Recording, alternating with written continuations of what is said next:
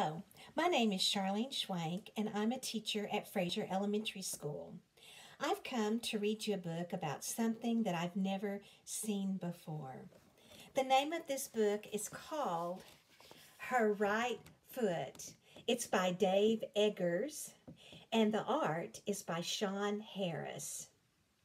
And I don't know if you can tell by the front cover what this picture is about, but it's something I've never seen. Maybe you've seen it. Or maybe you might recognize this. July IVMDCCLXXVI. We know that July is the 7th month. The rest of these letters do not spell a word. They are Roman numerals, Roman numbers. So this is July. IV means 4. M means 1,000. DCC means 700. LXXVI 76. So July the 4th, 1976. Does that give you a clue? Let's begin. Her right foot. You've likely heard of a place called France.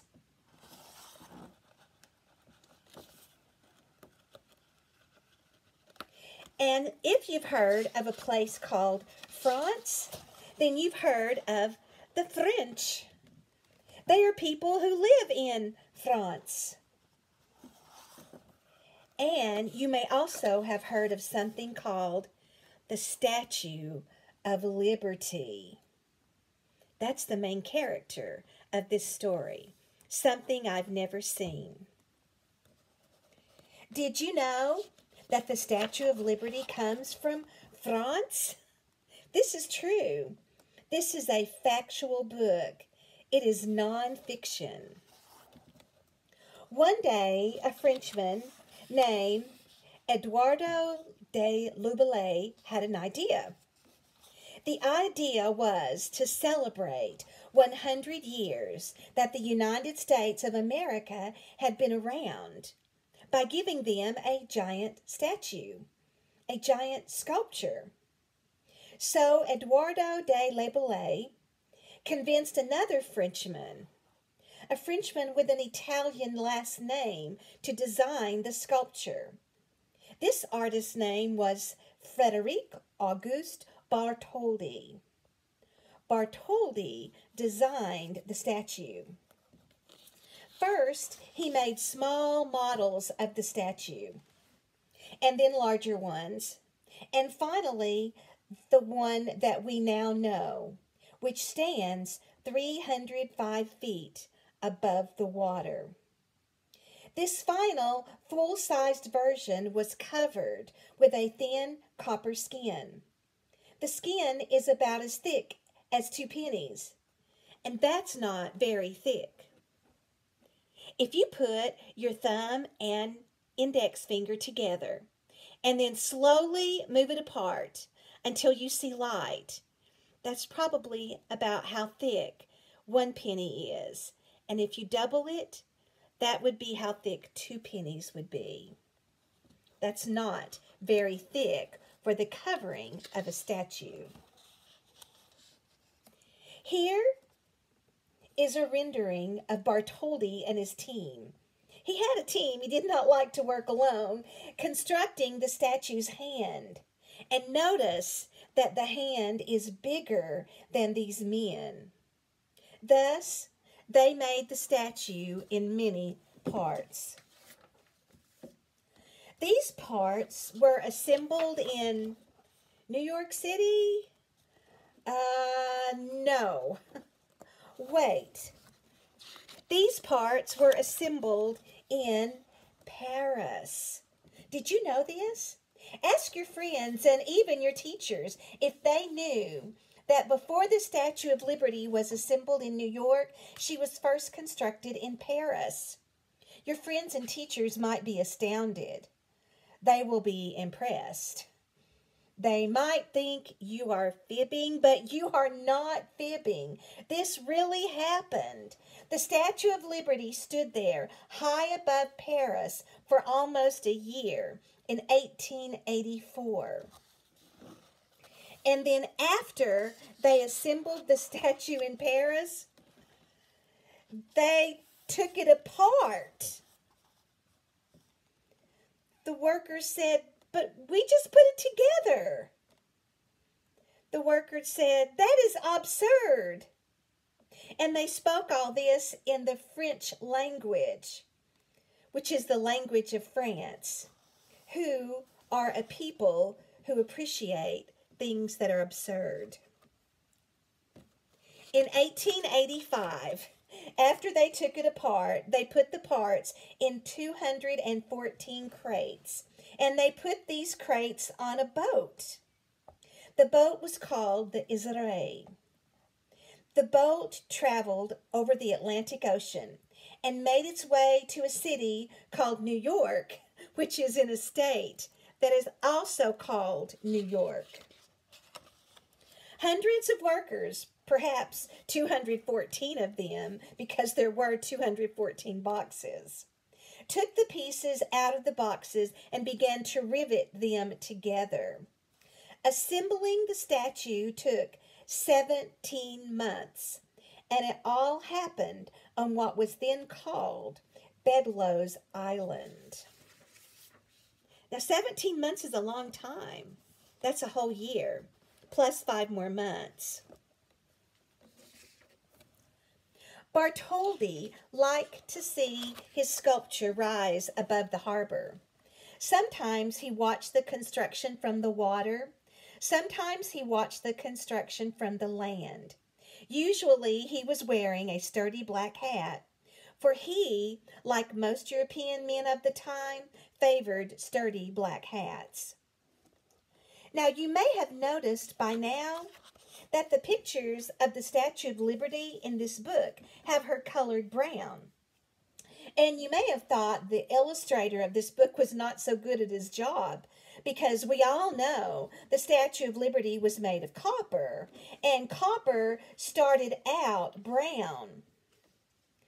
Then, slowly, when left outside for long periods of time, copper will eventually oxidize. And when it does, it turns this blue-green color. And that's called a chemical reaction. So, the Statue of Liberty that everyone saw in New York was actually brown. And the Statue of Liberty, in fact, was brown for about 35 years. So it took 35 years for this chemical reaction to become complete. Then, around 1920, the statue turned green. And this has been the color ever since. Perhaps you already knew this. Perhaps you already know that 35 years before 1920 was 1885. You also may have known that the book the statue was carrying, the one in her left hand, features the day, July the 4th, 1776, on which the Declaration of Independence was signed. Now let's turn back for a moment to the front cover. Here is July the 4th, 1776. Remember, these numbers are called Roman numerals. And look at the color. Do you think this was made in 1885? Or do you think this was how it looks in 1920? I think it's how it looks in 1920 because the copper has already oxidized. You also may have known that the 7 spikes on her crown represent the 7 seas on the earth, and the 7 continents, and the sun's rays too. And you probably already know that the torch she carries is a symbol of enlightenment. It's lighting the path to liberty and freedom. And you might also have known at one point that Thomas Edison, the inventor of the light bulb and the record player, once proposed to have a giant record player inside the Statue of Liberty. He did. He wanted the statue to be able to speak. In the end, though, this idea was considered a bit strange and was not pursued. And did you know that the interior of the Statue of Liberty was designed by another Frenchman by the name of Eiffel? That's right. The same Eiffel who a few years later would design the Eiffel Tower. And did you know that while the statue was first being constructed in Paris, that a bunch of Parisians, mostly writers, because they like to eat, they dined in the area just below the statue's knees? Yes, this too is true. While the statue was rising, Bartholdi set up a lunch 4 stories up to impress and enthrall these French writers, who were difficult to impress and enthrall, and they were at least mildly amused. But there is one thing that you might not know, and that's the central point to this book. This is a point the author apologizes for taking so long to get to. The point is that if you have ever seen a picture of the Statue of Liberty, or even if you have seen many pictures of the Statue of Liberty, or even if you have seen hundreds of pictures of the Statue of Liberty, you probably have not seen pictures of her feet. And even if you have seen pictures of her feet, you probably have not seen pictures of the back of her feet, in particularly her right foot. What do you notice when you see this picture?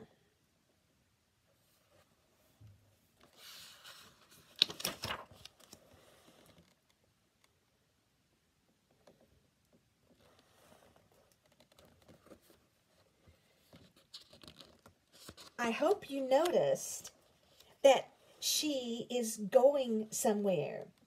She is on the move. Now, let's pause here and collect ourselves and think about this. Let's think about and discuss the fact that she is the largest sculpture in all the land. The Statue of Liberty is the most iconic symbol of the United States of America. Let's talk about the fact that this statue has welcomed millions of visitors and millions of immigrants to the USA. And people talk about her. They talk about her unusual headwear.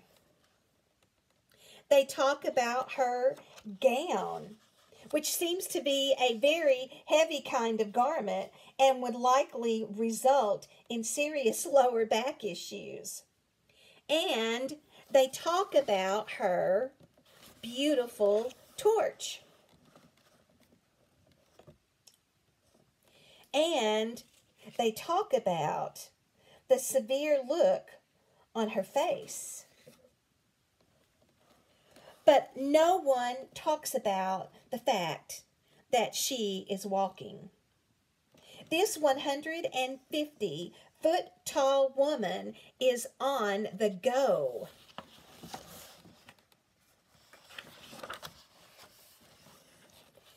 Every time we see the Statue of Liberty in pictures, or any time we imagine the Statue of Liberty, we see her standing still. Very still. Well, like a statue. But she is moving.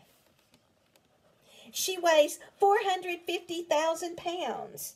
She wears a size 879 shoe, and she's moving. How can we all have missed this?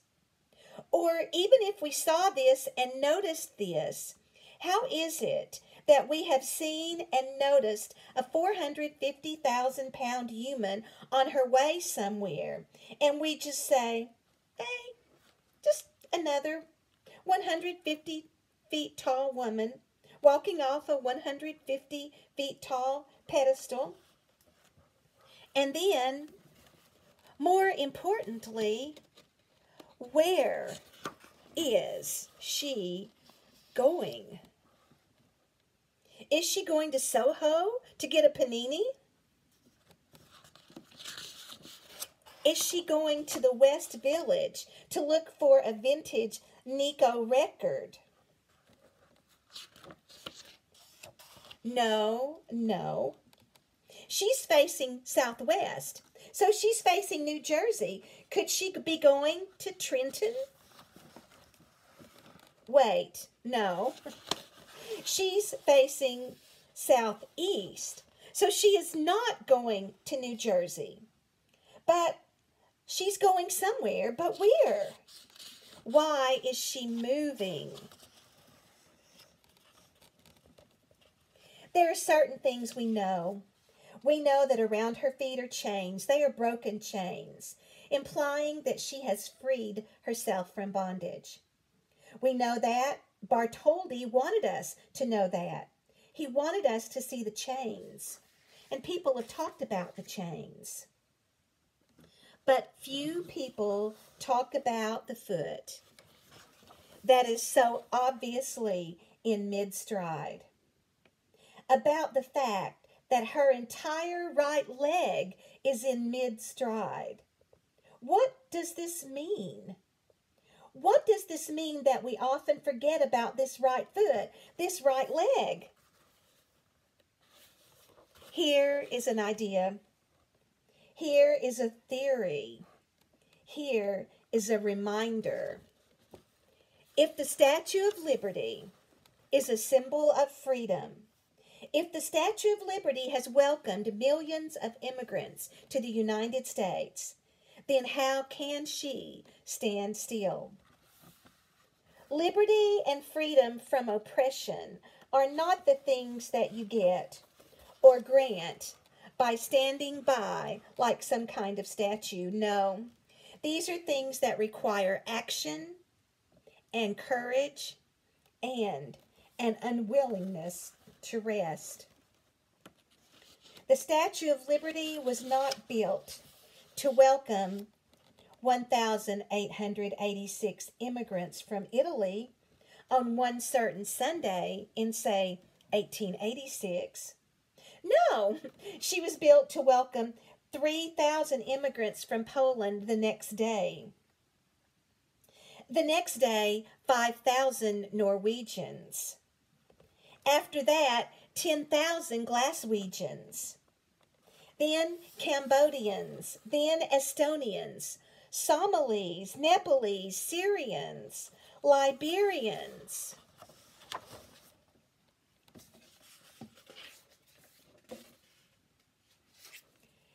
It never ends. It cannot end. The Statue of Liberty is an immigrant herself. And that's why she's moving. That's why she's striding.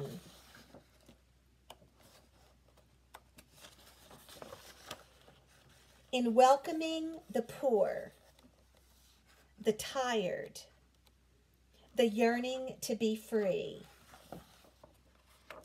she is not content to wait. She must meet them at the sea.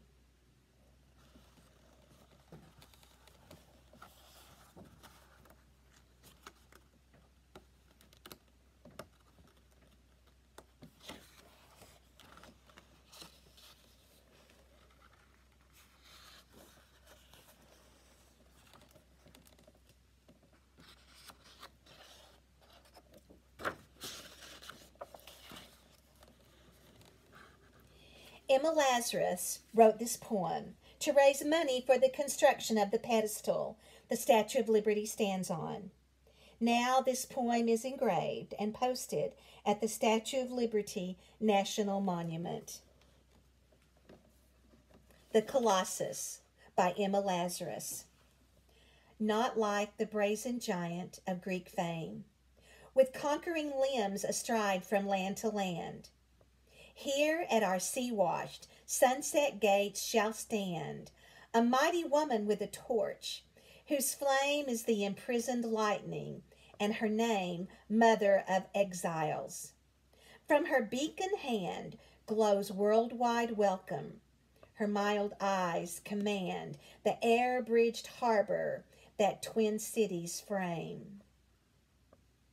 Keep ancient lands your storied pomp, cries she with silent lips. Give me your tired, your poor, your huddled masses yearning to breathe free. The wretched refuse of your teeming shore. Send these, the homeless, tempest-tossed, to me.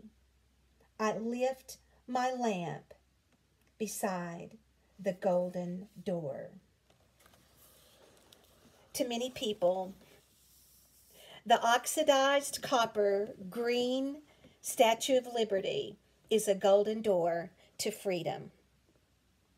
I hope you enjoyed something I've never seen, but now I feel like I've been there. Her right foot.